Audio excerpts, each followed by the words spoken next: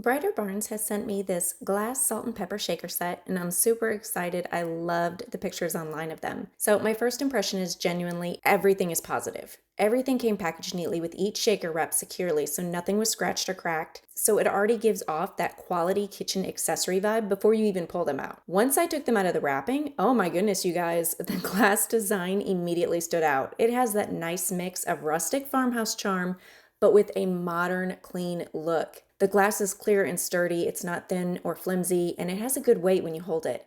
It looks simple, but in such a good way. It's that kind of design that fits into any kitchen style. The stainless steel lids look really sleek. They screw on smoothly and feel solid, not lightweight or bendy like cheaper lids. The shaker holes are a good size too, big enough to shake out seasonings easily, but not so big that everything rushes out all at once. They look perfect on a dining table, countertop, or even a restaurant or a cafe use.